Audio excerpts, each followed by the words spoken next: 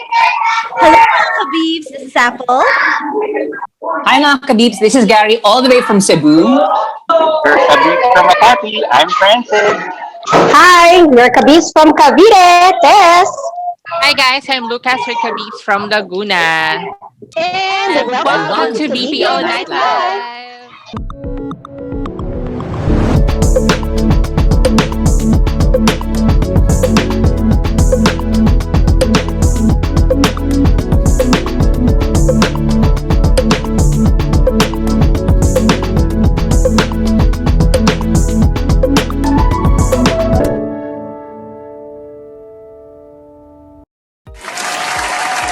Okay, so guys, it's the love month. It's February, so our topic for tonight will be all about love, how to give love, make love. Diba? So it's all about love in the BPO, right, Apple? Yes, it's the juiciest episode that we have. We would have to say, yeah, it's the juiciest episode. Hopefully, it will be juicy enough for you guys. But yeah, so the topic for tonight is all about love in the BPO, love in the BPO, romance, affairs, or whatnot. And I know, I know, Lucas, you have a lot of things in store for us, right? He knows a lot about juicy stuff in the industry. So Yes, that's right, Gary. And I'm so excited for today's topic because it's very interesting, and I know that a lot of our Khabibs will share their stories and also their experiences about love dito sa industry. Correct, yes, Mami yes. Tess? Mommy test. Exactly. yeah. So we'll basically be discussing a few things, diba? A few pointers about, tonight's topic, diba? Because love in general is actually we don't want this to be vague. This is actually very broad. It's going to be a very broad topic. But I think right now, when we speak about working in the BPO industry, a lot, or most of the time, a lot of people think that it's a cesspool of homewreckers. Yes or no? I think some people have that tendency to believe that, the kind of industry that we're in is really all about, flings, affairs, and all that. But we're here to actually shed light to those things, right? True, I agree, Right. Gary. I agree because Yep. not just in the real world, especially in television, BPOs, they're actually telling people nga na, home wreckers, mga kabit or whatever. Yes. But then again, other than that, of course, there's also successful love stories naman behind the industry or behind the people from the industry. That's very true. So we're here to demystify, to debunk what really happens, diba? In the floor, during coaching, one-on-one sessions, we don't know. As long as it's BPO related, we want to demystify and we also remove the stigma, right? So, Apple is, are you ready, Apple? Yes. Are you much ready? So, here are the top three. We actually have two things that we want to discuss, diba? Two things that we want to share with you guys. And hopefully, you guys or our listeners or viewers, if you have any suggestions or if you have any comments, feel free to write a comment down below. Feel free to message us so at least we get to know what your thoughts are on the topic. Then perhaps you can pick that up on our next episode, right? So feel free to share what you have on your minds, and then we can turn that into another episode. And perhaps we could even guest you, right? I think that's love good. No? You'll have it. exposure. Right. You'll have exposure. Right. Okay, so I think number one is love on the floor. I think that's our first topic, love on the floor. Like, how does it happen? I think that's the common question. So how does it happen? Why is it so parang ang bilis magkaroon ng romance or sparks in the air? What makes the BPO industry set apart aside from other industries? Now, number one that I can say is the kind of engagement level that we have in the industry is very different. I've been, and even Tess and I, we come from manufacturing, diba? So I started out working around mga 2000, lumalabas ang edad. Around OMG. 2004. You have to say the year. around 2003, 2004, I started out in manufacturing, diba? And the kind of engagement level that we have there compared to BPO is very different because I think we are more exposed to engagement activities like team building activities. You have your coachings. There's really an opportunity for people to interact in the office and outside the office. So the moment that you're in that situation or you're in that environment wherein it breaks down the barriers and it allows you to communicate, to get to know your team member more, it actually plays a very important role on how you develop, certain feelings, emotions, and all that. And Apple is from training, right? And I think you can also attest to that, diba? Right. Well, I've handled mostly the neo or the new employment orientation, like Francis.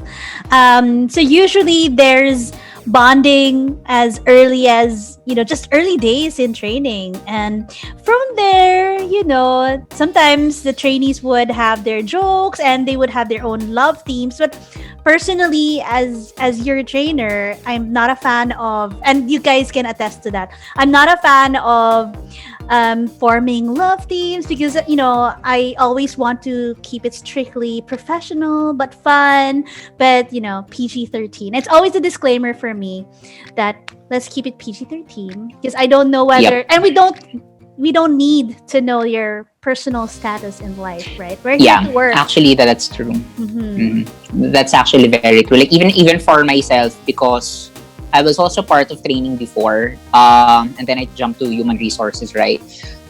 There were some instances in the past that I don't want to meddle to people's personal affairs kasi in the office, diba? As long as it doesn't affect the way they work. There were instances, I remember ito, no? Yung mga parents pumunta sa office. Yes! Yung parents ng girl pumunta sa office because the agent was only, I think, 21 or 20 years old, I think. It just got out of college and was already madly in love with a fellow agent. Diba? So, ang gusto ng parents, patanggal. Diba? So, just to share with you mga kabeeps, no, it does happen. There are some parents talaga who are control freaks and they would go to the office, they would talk to me, and they would request na ipatanggal tong mga taong to kasi parang my daughter's only 20 years old. They should not be going out with an agent who's 27 years old in the industry, blah, blah, blah, blah, blah, etc. And they tend to forget that the industry is, of course, quite different, diba? Every single industry will have a different take on love affairs in the office. So take, for example, I handled a case before. Well, not handled. It's just that I know this case about a certain school teacher who was, she was teaching in a Catholic school. And unfortunately, out of wedlock yun, nabuntis kasi siya. So, pinatanggal siya ng director, diba? So, in that case, because, and this is something that rolled up until sa Court of Appeals kasi the school teacher was saying that it's an invalid form of dismissal. But the Court of Appeals said that it's actually valid because, of course, when you're a teacher and you're in a Catholic school, you have to uphold the values of the company or the school. You should be teaching, syempre, yung kids diba, on how to behave properly, blah, blah, blah, the ethics and all. So the termination was sort of valid in that case. Now, in our case, it's totally different kasi for us, we're very diversified. Diba? We just can't terminate someone because of nagkaroon ng diba? Nagkaroon ng issue about affairs and all in the office. So we don't do that in the industry. And I think that's why some people think na we have very loose morals. When in fact, we don't have any very loose morals. It's just that we respect our boundaries as employers. And I think that's where Apple is going to, right? Right. It's pretty much just keeping it professional and whatever you want to do in your own time outside the office. Yeah. That's right. That's very true. That's very true. And also aside from that, one thing that I also, because in human resources, a lot of times when people talk, people tend to misinterpret what is being done to them, or the kind of dialogue or conversation that they're having. Some people take it differently. Aminin natin, during coaching, sino dito hindi kinilig sa mga TL nila before? Kung gwapo yung TL. Tapos sobrang caring ni TL. Hi, Diba Daryl may Behosano. Nag-name drop. TL, hi ka daw. Hi, TL. Hi, TL. Hi, Daryl Behosano. Hi, Coach. So, Heart, ikaw, diba? Wala Would you talaga. agree? Hindi, Heart, would you agree? Sometimes you have this tendency kasi to also create mix. We also have this tendency, diba, to create yung mga interpretations, diba? Based on how people behave around us. So, parang, feel niya ako, diba? Kasi ganito ginawa niya without thinking na, wait, it's the person's responsibility to make you feel that way. Na parang encouraged all the time. Go ahead. Yeah. I have to agree, guys. Kasi ako, special needs agent din naman ako. Every time, syempre, mga tao, kapag, actually, di lang for TL kahit yung mga teammates mo din. So, if meron kang ka-teammate na nagsishow ng care or appreciation to you, for me, thank you, ganyan. But to other people, especially for those who are longing for love, iba yung interpretation to them. That is why, even though that person nag-show ng appreciation towards you, you know that, for example, they're married, they're in a relationship, go ka pa din. Kaya nga, ang feeling ko talaga, masasabi ko talaga, it's depending on the person, on how they take the appreciation level or appreciation na binibigay sa kanila nung fellow teammates sila or ng TL nila. Yes. Yeah, I totally agree. Doon nagsa-start yung mga mga kaemehan, 'di ba? Tapos ang nangyayari pa diyan is ganito, 'di ba? Ang nangyayari pa diyan, kumakalat siya sa floor. True. At pag kumalat siya, nadadagdagan siya, di ba? Dagdag bawas, parang botohan lang yan. Parang botohan lang yung dadagdag bawas ang kwento. Yeah, at at the same time, yun din naman na nagiging pastime ng mga co-employees. Meron tayong teleserye sa loob ng floor. Aminin nyo yan, nakaka-excite din yun. pero syempre, bawal yun. Bawal yun. Pero syempre, part yun. Nadaling ko para may update lagi ang lahat tungkol sa relasyon nila. Uy, ano na ba nangyari? Nag-kiss na ba sila? Ano ba? Correct. Alam mo ba nung event? Alam mo ba nung team building? Like that, no? Tapos ang totoo, nag-coaching lang naman pala talaga sila.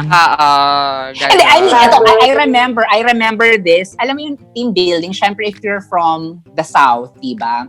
Or you're from the Metro, you only have two options where you will go, diba? Either you go up north, like go to Antipolo, or you go down south in Pansol, diba? Where all the swimming pools are. Yes. So, or you go to Batangas, diba? And then most of the time, diba? Let's say si TL needs to talk to a problematic employee. So, dadalhin siya dun sa kabilang dulo ng pool. Gagawa na ng issue. Yes, totoo. Gagawa ng issue ng mga tao. And then people will misinterpret everything. Kasi, let's put it this way. When you coach someone, sometimes it's better, sometimes it's okay for a person to be coached within the confines of the office because that's a secure space. But some people are not comfortable, diba? Whatever it is that you're coaching them in, they don't digest it, diba? So sometimes si TL, they make a way to make you feel at ease so that at least you can have that kind of, you can break the ice, really, and you can really get into each other's emotions, personalities, and all. And some TLs do that. They do the coaching outside of work. Yung iba misinterpret. Actually, some of the BPO companies, they are now actually doing the screening on how on what their employees' attitude are. Because again, nakakatulong din yung katulad ng sinabi ni Gary, depending na mode of coaching nyo. Kasi minsan may mga coaching session kayo na hindi na-absorb ni agent because of environment, hindi siya comfortable to speak up. So, minsan talaga, you have to ask your TL or your employees to go out to do the coaching session na nakikita ng mga chismosa mong katrabaho. Akala nagdi-date kayo sa Starbucks or whatever, di ba? So, doon nagsa-start. True. So, another question. Yeah, go ahead. Mars, going back to the question, yung question mo, first question mo, paano nangyayari? Di ba, bukod sa mga team building, and imagine 9 hours, more than 9 hours diba, na magkakasama kayo every day. Most of the time, mas marami pa yung time na magkasama kayo kaysa sa family. So, I very think true. yun yung isang reason eh. Diba, na parang lumalapit yung loob mo dun sa mga tao or sa certain person na nagsishow ng, alam mo yun, nagsishow sa'yo ng care. Nakala mo talaga care, pero care about work probably, pero na-misinterpret yan. So I think yung laging yung presence ng mga tao that also do you is a call factor. something, you call that something sa psychology, yung you develop feelings because you're always with that person? I forgot Oo, I forgot. Pero there's a psychology for that. That the more you're with that person, syempre, ultimately, you develop a certain connection, di ba? And that connection could be a professional connection, could be a work connection. Sometimes, again, it could be something else, iba na develop ka na ng something, di ba? Yes, actually, isa din yun, di ba? So, yun. Kasi there's gonna be a sense of familiarity eh. Diba? There's really gonna be a sense of familiarity. Imagine this scenario, diba? Halimbawa, mag-isa ka sa buhay, single ka. Kasama ka sa BPO industry. You go through the interview process. During the interview process, I'm sure you'll meet dozens of people. If you're the extroverted kind of person, you'll meet different kinds of people. You get to talk to them. And then out of those dozens of people, some of them you'll meet sa orientation. Sa orientation, minsan you're 30, 50 people, depende sa kung ilan ng training classes for that company. And then you're placed inside the training room of somewhere between 15 to 30 people. The fact that you are in an environment where you have exposure to a lot of people gives you that sense of familiarity na eh. So you tend to form bonds with people whether you like it or not. Kasi exposed ka sa ganong karaming tao eh. And I can only think of very few industries that have that sort of social setting na parang from the very beginning of your career or the very beginning of your employment life, you get exposed to a lot of people. More so pag na-endorse ka na sa operations after training. In one team, 8 to 12 people, sometimes 16 people. Ilang teams yan? Multiply lang yan. Ang dami-dami yung tao within that one group. So, diba, parang titingnan mo na lang, sino ba dito yung pwede? Sino ba dito yung hindi? Parang lumalaki tuloy yung chances of winning. More chances of winning. I love it. Yung probability of winning, lumaki. So, that's very true. Well, and would you agree, guys, that just like Pinoy Big Brother, di ba? Hindi naman nalalayo ang PBB dyan because sometimes talaga, most of the time we're spending our time sa work. Syempre, interaction dun sa tao. And also, syempre, meron dyan yung mga, ang tawag doon, ano bang third tawag doon? Yung, nawala ako. Basta may term doon na collect and then select. Diba? Especially pag alam nila na marupok yung girl or yung guy. Diba? Tapos kapag nakuha na nila yung something o alam nilang, lilipat naman sila to another person. Ooh. Kaya nagkakaroon ng clash, right? Di ba doon nagsistart yung clash ni girl number 1 versus girl number 2 kasi inagaw niya daw yung guy. Yung same guy. Would you agree? Wala teleserye. Ayan na! Alam na. Guys! Sa juicy. Guys, actually, yes. She whistled down. No? Very Bridgerton na yan. We're a few minutes away from the second part of our discussion, diba? Lady Whistle Down, Bridgerton. Guys, if you don't know Lady Whistle Down, diba? You have to watch Bridgerton. At talaga minamadali ko na kasi yun yung favorite part ko. Aminin niya yan. Ay, oo. At mamaya may guest tayo, guys. May guest tayo. Talaga? Very isa sa mga naagawan na naka-beats. Charot. Eme. Now interested ako kung sino yan.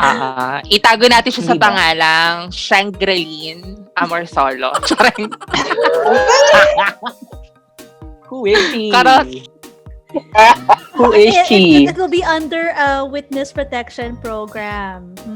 Yan ba yung naka-black yung back, yung silhouette lang, tapos change yung boses? Yung babagoy yung boses. Yes. Oo. Inagaw niya yung jowa ko.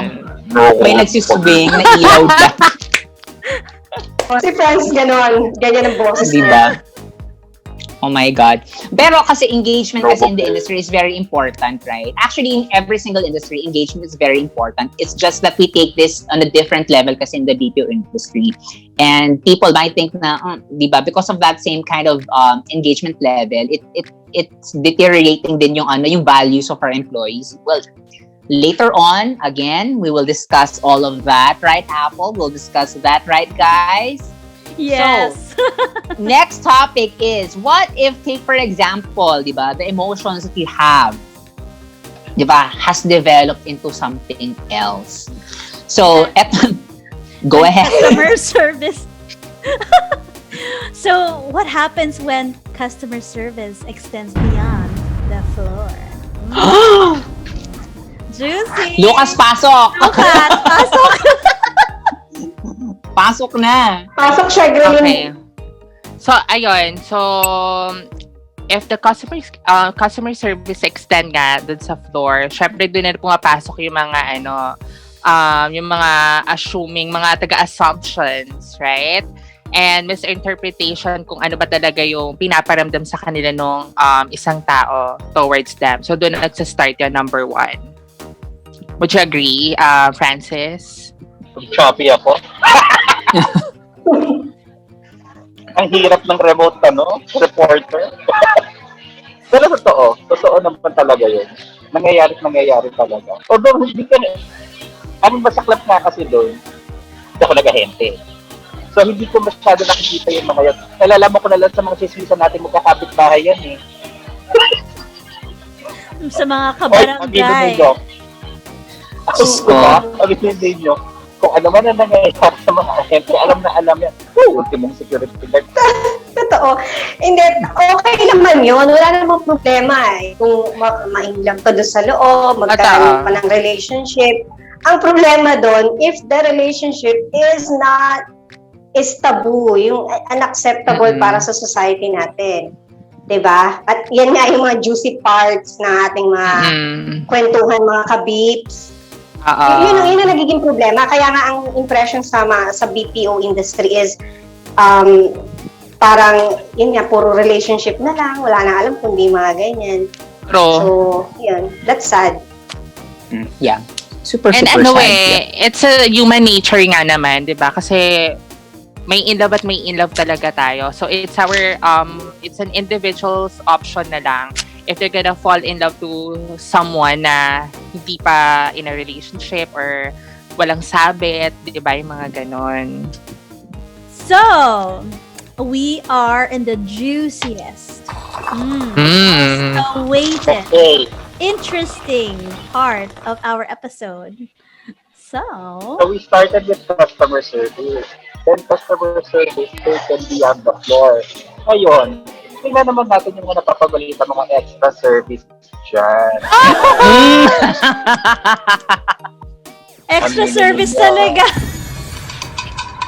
So this is about taking the level to a different, they're taking your relationship into a different level na talaga, di ba? So especially if you are already married. Kasi it's okay if you're single, right?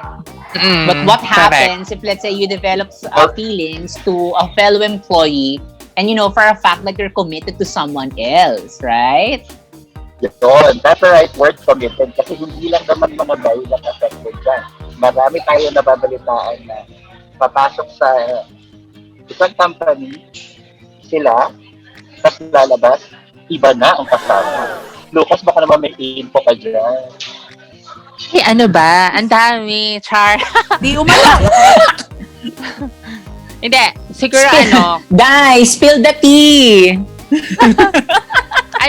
Siguro what I'm going to share lang, guys, is based on what I've witnessed during the time na nagtitraining ako and during the time na I was still an agent taking in calls sa mga team buildings at saka kung anong observation ko bilang isa rin naman ako sa mga chismosang kapitbahay with a purpose. With a purpose. Diba? Hindi lang ako yung mapaggawa ng storya. What I mean is nakikita ko talaga kung anong nakikita ko, yun yung ichichika ko sa mga pinagkakatiwalang tao ko. Itago nila lang sa pangalang. Diba? Tawag na si pangalang Mami Tess yan. Yung number 1 na pinagsichichikahan ko yan. Hala, si Mommy Tess pala. Okay. Bitin ba kayo mga kabibs? Painit ng painit ang ating usapan. Kaya abangan next week ang part 2 ng aming chikahan. Dito lang sa BPO Nightlife. Sinugod ng legal wife sa labas ng office. Kung alam po yata yun. Oo, basta gano'n. Now I'm thinking. Actually guys, dito po siya.